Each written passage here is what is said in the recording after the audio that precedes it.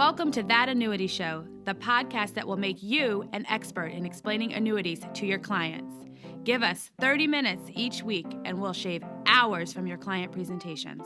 Now, here's your host, Paul Tyler.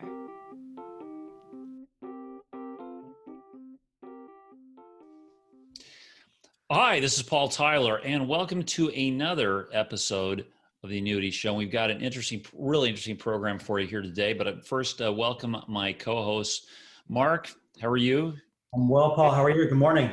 Good. I think our seats are pretty familiar at this point. Will Moorcroft, thanks for joining us. Always a pleasure. Yeah. How's CrossFit going? Are you back and doing that? Is it CrossFit open after the pandemic? Absolutely. Back in the saddle on the CrossFit front, but stay tuned because good. There's ever-changing dynamic at play here with this virus. Okay, good. And Ramsey, great to be here. Ramsey from Atlanta, is that right now? That's right. Mouth of the South. Yeah, excellent. Well, listen, I want to welcome a really special guest, Mr. Norm Champ. And Norm, thank you so much for being here. Just to give you a little bit of the background, Norm was the former director of the Division of Investment Management at the SEC. Okay. When he wasn't doing that, he was a very successful attorney working a number of interesting financial issues and problems. And most recently, the author of a book entitled Mastering Money. Welcome, Norm. Thanks so much. Great to be here. Looking forward to it. No, yeah, thanks. And Norm and I were recently on a panel with a bunch of small businesses in New York, the Manhattan Chamber of Commerce, and we thought it would be great to get you on here and just sort of talk about, topic of the day, we've thrown out is, what is the future of investing? And for people who have followed us or not followed us, we've had kind of an interesting, we've had an interesting set of guests talking about how do you connect with clients today or prospective clients in a digital environment. And we personally have all had kind of interesting experience. Mark and I have been on virtual webinars, client appreciation events from our seats in North Carolina. We've had 80-plus-year-old clients join us on Zoom. We have launched an interesting sort of direct-to-consumer or agent-assisted annuity business online. I am actually a licensed agent in 47 states, and yes, I am actually manning our chat line with another licensed agent. And the conversations I'm having with people in Norm, I've had online chats with people as old as 84 about their investment management from my deck. Conversations are extraordinary, and they're so different from anything I would have imagined, both in terms of conversation, communications. But big picture, where is where in your mind, where is advising, where is financial literacy and advising clients on retirement issues headed today? No, it's a great question, Paul, and thanks again for having me on. I think as we look at it, right, I feel like this pandemic has accelerated a trend we were already seeing, right? It's just done it in a kind of real light speed over these last 5 months. But you were already seeing much more of a move to electronic interfacing with clients in whatever way it was happening, right? And the old model of kind of taking clients out to lunch was still around, but in the schedules that people have, it just gets harder and harder, right? It's getting harder and harder to find that time to be with clients, to make sure that you're understanding their needs. And so I think we were already moving more towards electronic communication, being able to, internet, email, chat, whatever. Then all of a sudden, boom, we're all confined to our homes and we're all still there. And so we moved quickly to this Zoom world where people are communicating and being able to make those connections online and through Zoom. And you got to be careful how dramatically will things change, right? After these big events, people are like, oh, everything's changed. Everything doesn't change that quickly. But I do think that this kind of interaction where people are seeing each other over Zoom is going to stay in place for a certain amount of client interaction. I just don't see how that's I don't see us going back to entirely face-to-face, right? So I think it's going to remain a channel where people are going to communicate with each other and think about, how to build relationships with people around investing. Now, where's the actual investing going? It's been interesting to watch as, particularly from like the SEC, right? So as at the SEC, Director of Investment Management, we're primarily worried about funds, right? So mutual funds are the main thing that the SEC regulates. Mutual funds grew out of the crisis, the Great Depression, as the vehicle for retail investors that would be heavily regulated, low leverage, but you could get retail investors exposure to the market. That is the primary vehicle through which U.S. investors get exposure to markets, is mutual funds. And again, you see those being sold, right, pretty much online already, right, through 401ks and other places that people are selecting for menus and so forth, right? That was all happening electronically. And I think that's where we're headed. I think there's gonna be more of that. Now, some of these apps that have come up to sort of, be the financial manager, I'd say some are off to better starts than others. But, we're early days. I think you're gonna see more of that. You're gonna see more ways that people can access apps. And, I've met with a firm not too long ago that has sold a ton of investment products across its app. And, I never heard of them, right? And they are doing really well with it, right? So I just think we're heading in that direction where there's going to be much more electronic communication on this, much more sales through electronic channels. And we're all going to have to get used to it. Sounds like, you got people in their 80s using chat and Zoom, so people are adapting. I mean, Mark, what did you think? So did that surprise you when we were on that Zoom call on the client? Tell people what your impression was of who showed up and. It did. I mean, I think the average age of the group was probably mid-70s, and very engaged. And I think some of it had to do with people's engagement with Facebook, with grandkids, right? So they're used to kind of having that visual contact with their grandkids.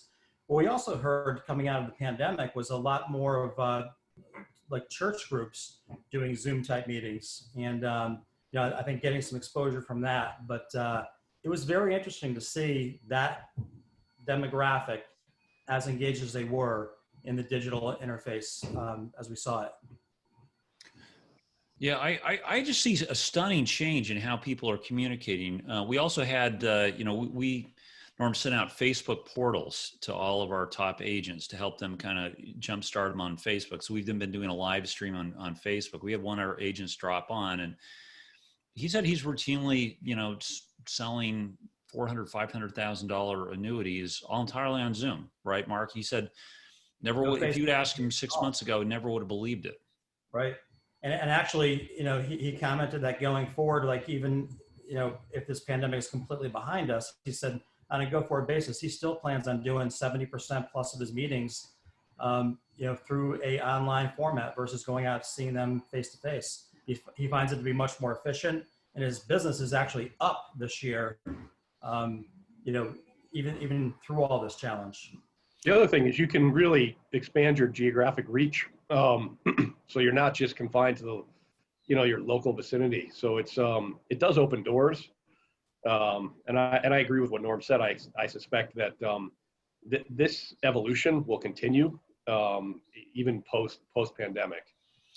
Yeah. So people also have more time, right? I mean, now the folks in their 70s, 80s undoubtedly retired probably, and have time, right?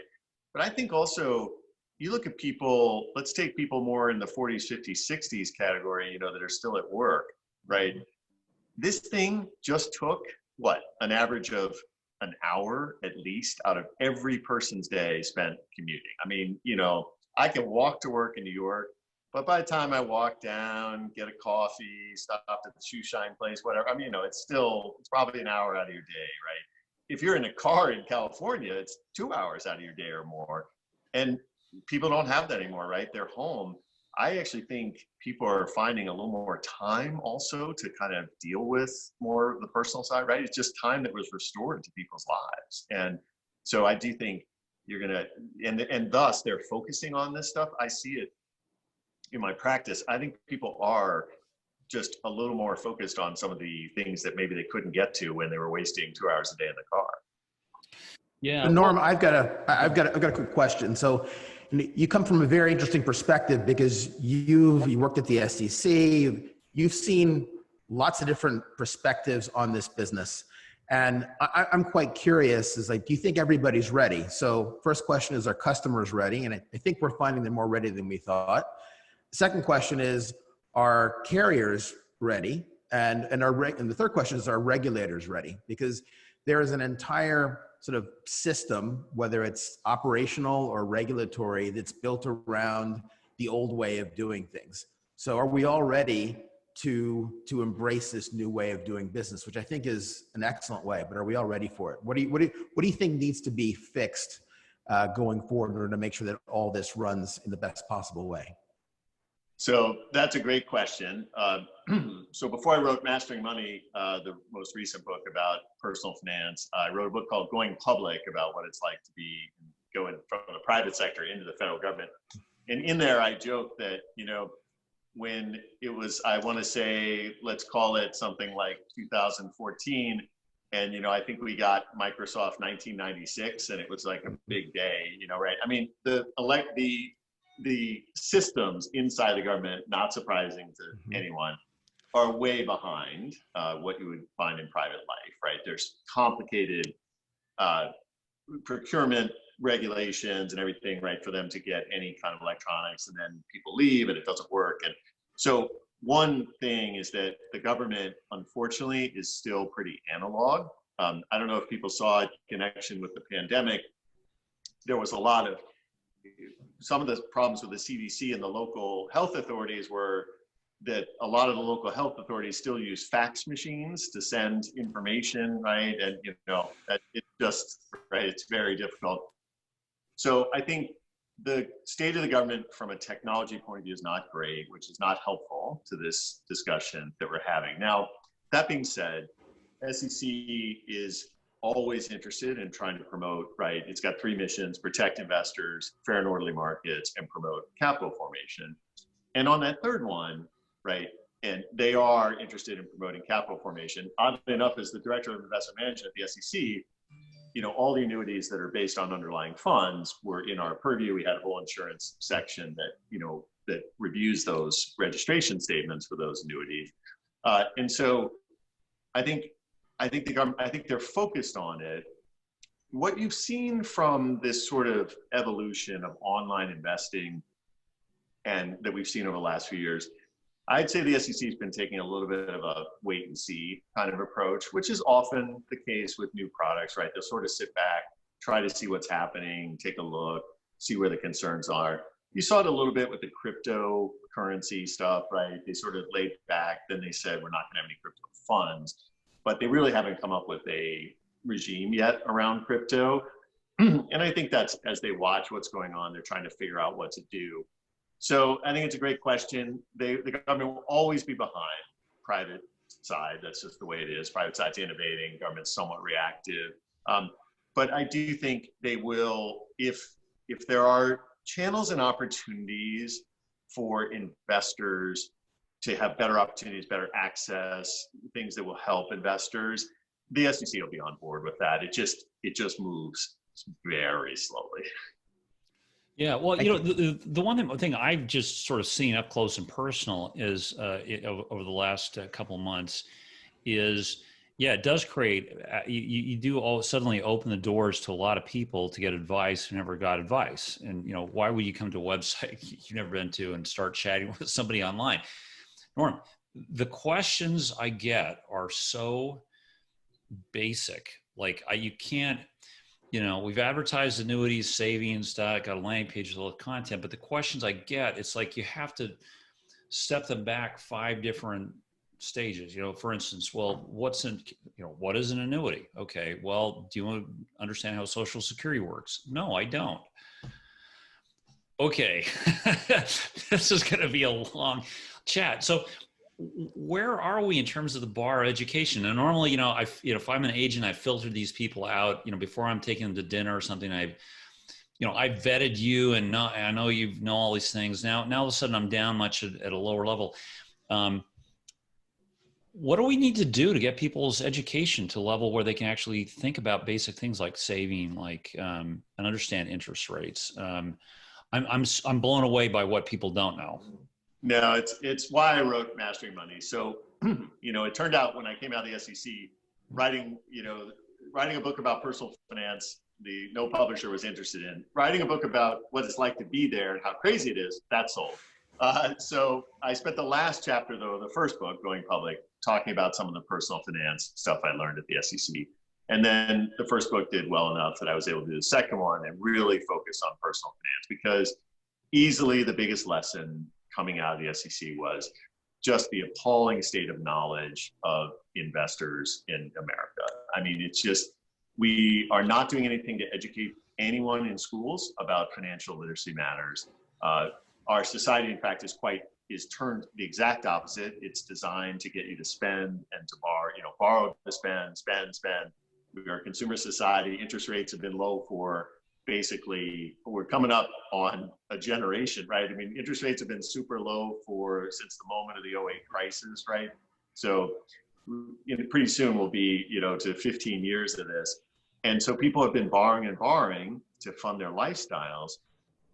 And you wonder, we've lost that thread of some of the basics, like get your income to exceed your expenses, put aside an emergency fund, then start putting aside money for investing for your goals, whether that's retirement, kids' education, whatever it is.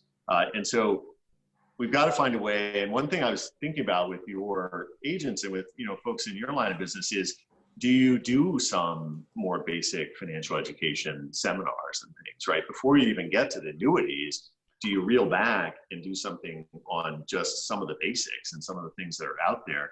I've done so many book talks for the book, and people uniformly say, thank you for simplifying this. Thank you for kind of getting it to, and in the book, I also have lots of links to other resources and places they can go. And I feel like, I was talking to a guy in the business, and he said, government's not going to do it. Basically, the business has to do it. That's where the motivation is from people in business like you guys that are going to want to get out there and talk to people and get them to the basics of what has to happen. Because you're not going to get people to understand annuities if they haven't thought already about, oh, hey, maybe I need to put some money aside.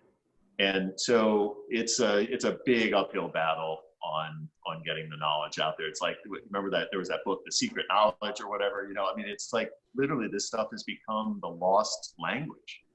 Yeah, well, we actually, Norma, we did a survey. This was last fall when we, knew we were going to come out with this app, and how many people in the app are going to go into the iOS store and look for a multi-year guaranteed annuity? Oh, here it is.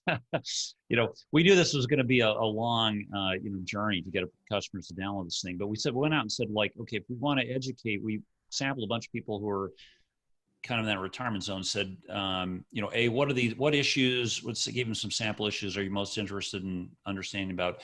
How would you like to learn about the most? And it was interesting. Online courses were actually one of the most, that was like probably the winner of categories: podcasts, videos, webinars, sessions. So we had a big bet on courses. Now, we actually did some. Will and Mark are stars, right? Mark, we did one, and Will did one for us on the Secure Act. Mark's done a couple for us on projects, and we've actually got a good uptake. Now, Norm, to your point, we sort of started at the bottom of the journey, which is, okay, how does an income annuity, how does an income guarantee work? Now, we're quickly kind of working our way up, just exactly what you're saying, which is, well, how about a course on how to save? How do you rebuild your nest egg in a post-pandemic world? Okay, here are the 5 steps. So we're kind of rapidly doing exactly what you're saying. Will, what's your perspective? Have you seen any? I don't think I've copied you on any stats. I was thinking about what Norm said, and I tend to agree with Norm on I don't think the government is the answer here.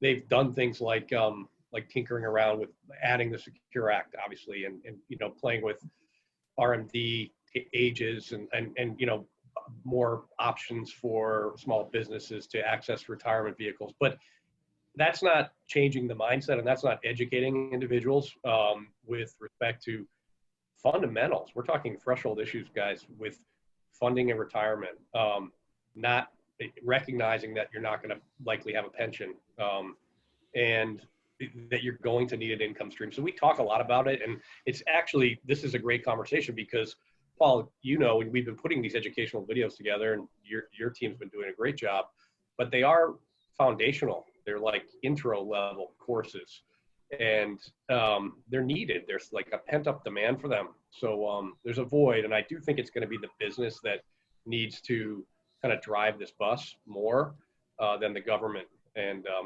I think that, you know, as carriers, it only benefits everyone. I mean, ultimately, and again, I also agree with Norm that, you know, starting the conversation with a product when someone is not, you know, that's phase 3 and they're still at phase 1. So there's a, you know, there's work to be done there, and we're seeing it. People aren't lining up, Paul, to buy MIGAs. You know, the public isn't lining up, and I think you've done surveys where not everyone even understands that acronym. So it's well, I've got to send you this chat transcript from last night, or yesterday. We had this marathon 2-hour chat session. Norm, I don't know how familiar you are with our products, but we sell these things they're called multi-year guaranteed annuities or MIGAs. Okay, so the easy thing to say is, hey, it's like a CD. Okay, now we'll bank CDs are bank products. MIGAs are insurance products. Okay. Not FDIC insured, a bunch of not FDIC approved, but you basically look. I'll take your money with our product, or your products at 4, 5, 6, 7-year durations. You give me your money. I give you a guaranteed interest rate that's pretty good. Now, you're not going to want to do it unless you're probably 55 or over, because the minute it goes in, it's qualified. So if you take the money out before 59 and a half, you're going to get a penalty. Okay, but right now, you know, if you give it to me for 4 years, I can guarantee you a 2.45% interest for 4 years. Okay, kind of simple. You know, oh, you can do some free withdrawals, you know, each year, 5% free withdrawal. So I'm going to explain this to a woman on the phone. Now on the chat, she's 59. Okay, you can't believe it. She actually, she didn't understand how simple interest works. She thought the 2.45 was like monthly or daily, Will, and she was doing her math out, and we were going to give her you know, that's a huge amount of money at the end. You know, we could have 5 episodes on financial literacy. No, Norm, she literally said to me, you should go back and take another math class. Here's so you know, what do we, it's interesting. I think from you know, Will, compliance or Norm, if you put your SEC hat on, in some ways, this environment's actually better because it's all recorded, it's all transcribed. If I'm going to do something bad, if I am one of those bad actors, wow, you can find me quicker. But I think it also exposes that we just can't give people 15 pages of 8-point font disclosures and call it a day. Oh, I never forget being around Washington after Dodd-Frank, and, you know, they created the CFPB, right, which is the Consumer Financial Protection Bureau, and, you know, it was supposed to help with this problem, right? And of course, it's become like this Frankenstein and certificated and all this stuff. But I'll never forget, they had a thing on loans, and it was going to be help the consumers about housing loans, because of course 08 was a housing crisis. They ship out this thing that's like an inch thick, going through all these different kind of loans, this, you know, single space. I'm like, if you think some consumer is going to sit there and read like an 80-page thing, it's just, right, it's just not happening. And so I think what you guys are doing is great. Any way to get the information out there, any way to make it consumable. So one idea I've been thinking about was, you know, in the movie about The Big Short or whatever, right, they had celebrities come in from the side and say what a derivative was and what mortgage was and all that kind of stuff, right? And I can't help but think if there was a way to get the knowledge out there and do it in a way that is so simple, and it has to be bite-sized, right? So the SEC has an Office of Investor Education, and they do some programs, and they're out there and everything, but, you know, I think it's 24 people, something like that. It's not enough to get the word out there. And I feel like if there were a way to get some interest, and maybe it's right? I think it's going to have to come from the business, right? Like we've been saying, because again, who else is going to do it? But maybe then piggyback off that and try to get it out more broadly, right? Not just to prospective customers, which is great, but how can we get it out to the world in general, right? So I've been trying to do some stuff at schools, like universities and things, doing some programs, doing book talks, just trying to get the basics out there. And when I do these book talks, you have people come up to you. It's the same as your chat line, Paul. People come up to me and they're like, "Oh, it just made it so much more simple, and I understand, the idea." I always use very simple examples. So, one of the classics, right? You got to get your expenses down. If they're exceeding your income, then we're never talking about doing an annuity, right? So on the expense side, all the stats show that the average American has 9 apps on their phone that are doing recurring charges on their credit card, right? Same surveys show that people use about 2 or 3, right? So just let's take the simple step of, hey, I've got all these apps that I'm doing, and how are you doing recurring charges? It gives you the free trial thing. You put in your credit card, you say, oh, of course I'm going to cancel. Well, of course you never do, right? So, now we have this extra time in the pandemic. Sit down and think about, look at your credit card statement, see which apps are charging you. And, if you don't need NBA basketball Premier anymore, maybe take that out, right? And so just trying to focus on some concrete steps for people to think about how to reduce expenses, because that everything is thrown at us to increase expenses. When we open up Amazon or any brand, right? Any of these online things, believe me, it's showing each of us different things to buy based on what we've bought before, right? I'm not seeing the same stuff each of you are. And so just a few simple tricks to try to get people to at least hammer down the expense side a little bit as they think about, all right, well, I was going to maximize income and then get to the place where you're going to save. And I think it's the biggest question of all is, how do you get that out there? What is the vehicle? And I think the efforts you guys are doing are great, but how can we get it out more widely into society? That's the big question. Mark, So, do you have any? Go ahead. I was going to say, I agree with everything in terms of the importance of giving people educational tools. I have a couple of concerns. One is that you can spend 2 hours with somebody and teach them a bunch of stuff, and the question is, how much do they retain a day, 2 days, 3 days later? I think that one of the challenges we have is people's ability to retain all this new information. 2 is some of the issues, and we talked about this a little bit before the show, I think are as much behavioral as they are intellectual. So even armed with the intellectual tools, people still can make bad decisions. For the same reason, you go to the restaurant and it tells you how many calories that burger is, but you buy it anyway, right? It's habits have to change. And the last piece of it, which I think is super important, is really one around scale. And I've just come to the conclusion that people are going to need financial advice and be equipped to make financial decisions more quickly than they'll be able to learn about them. If we wait for everybody to learn how to do things the right way, it'll be too late, because the ticking clock of their age keeps on going on while we're trying to teach them. So I say all that to say that I think that we need to do everything that has been outlined here, but that there really is a very important role for financial advisors, or financial therapists, as I like to call them, to just do the right thing and guide people who haven't quite learned everything themselves yet to the right place. So I think we have to continue to grow financial advice as well. And there's a lot that needs to change there in order to achieve the scale that we need for everybody in this country to be sort of on the right track with respect to their personal finances. And I didn't think that previously. I started my business thinking it was going to be totally direct to consumer and I could teach everybody how to figure everything out. And I've come to the conclusion that you need to have both sides.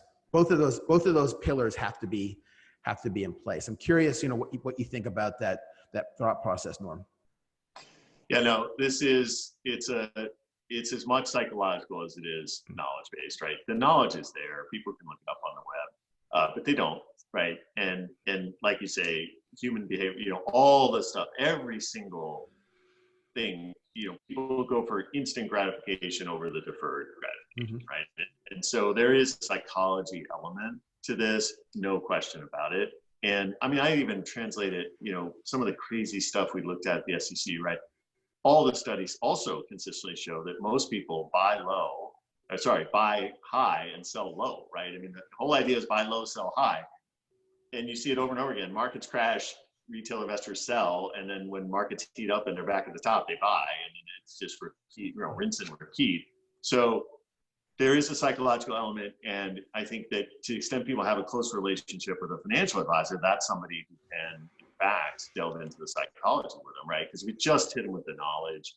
It's part of it, but I totally agree. This has become and I would say that also we've lost the muscle memory, so another example I use in the book is 50 years ago, you could walk into a U.S. post office and start a postal savings account. I wouldn't turn over a savings account operation to the post office the way it works today, but just think about that the government, that was a government entity where you could actually save and you get a little passbook savings account. That's right. We're so far from that now, we might as well be on the other side of the moon, right? Because we've got a government basically telling everyone spend, borrow. So restoring some of the psychological side has got to be part of the equation. Yeah, it's still a tagline from a former employer of mine. I think the opportunity challenge is how do we create informed choice about what we're doing with our money that, Ramsey, to your point, leads to timely action before you're too old, right? Yeah, exactly. Exactly. No, it's really tough. And there's no organized effort to do it. And I applaud you guys for doing it in your space. And I think that we're going to have to get that across so much more of the financial services industry because I think that's realistically the only place it can be put out there. Nobody else is going to focus on it adequately. So I'd like to see some more industry-wide efforts to get this, both the information and the psychology part, the habits, let's call it the habits part, get those things out there so that people can get some savings, right? Because it's, as I go through the book, right, I mean, you got to get expenses down, income up, get an emergency fund, then start thinking about, all right, now I got some extra money. Where's that going? It's going in retirement accounts, it's going in annuities, it's going in stocks, bonds. What are we doing with it? But just to get to that step takes a lot, it takes several steps before. Yeah. Well, let me just ask you, we're close to time here. I don't know, Mark, Will, any last questions or thoughts here? I mean, I think it's interesting, and it kind of goes back to Ramsey's point about the importance of the role of the agent or advisor. Throughout my years in the industry, I've heard this statistic used quite a bit, that people spend more time planning for a 2-week vacation than they spend planning for their retirement. And it's kind of mind-blowing to think in terms of how readily available information is today, through apps or just through doing searches online, that people don't take the time to really put forth the effort to do that. One thing that I always find interesting is the disconnect in terms of, people's understanding of what an asset can generate in income. So you take a $200,000, 401k or $300,000 401k, what does that translate to in terms of when you want to turn on that income? And there's a huge disconnect in terms of what that'll actually pay out. So I think it's critical that we start from the basics. I think we start, with education, utilizing the agents and advisors, utilizing the manufacturers from an educational standpoint, and hopefully we'll get this to shift in terms of getting people a better understanding. Yeah, I agree. There's also, I think, a balance, kind of like a balancing test, because not everyone wants to be a financial expert. Some want to pay an advisor to help them and, go play golf or go fishing and pay for that service.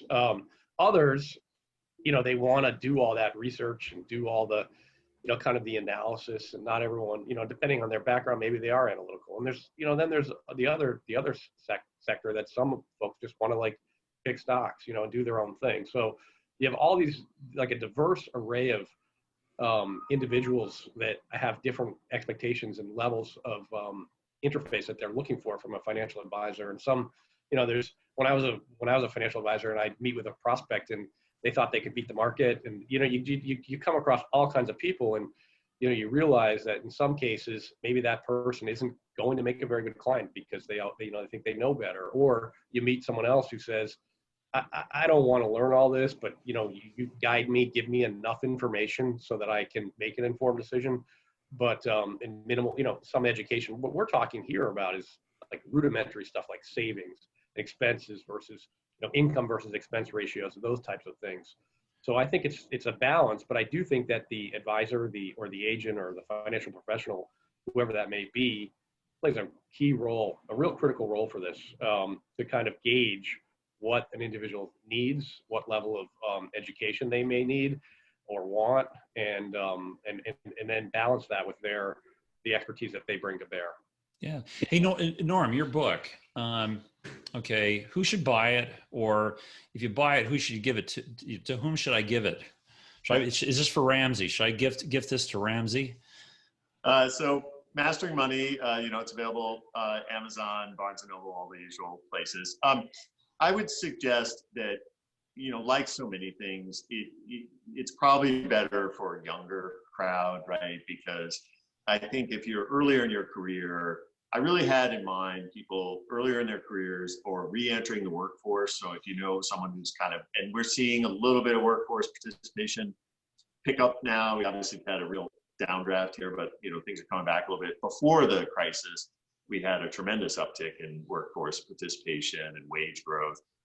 I would say really probably, so buy it for your kids would be one possibility, or for people re-entering the workforce. I think we really try to make it as accessible as possible and as simple, and so hopefully people grab it and enjoy it, and maybe we'll get a chance to do a book talk together as well. That's another possibility. So hopefully people enjoy it. Oh, that's great. That's great. So again, Mastering Money on Amazon. Where else should people go if they want to, best way to connect with you, Norm, where would that be? Yeah, that would be normchamp.com, my website, which has information about both books, but also information about like public speaking. And I've been doing a lot of, TV and different mediums. So it's all there on normchamp.com. Excellent. All right. Hey, Norm, thanks so much for your time. Ramsey, Will, Mark, thank you. Thank you. Thanks. Great, And, hey, thanks. Thank you. And like us, send us notes. Hey, we like fan mail, but we also want suggestions on topics and questions we should have asked, but we didn't. And best way to get me is LinkedIn or through one of our social channels. So thanks again. Like us, subscribe to us, and tune in next week for another episode of That Annuity Show.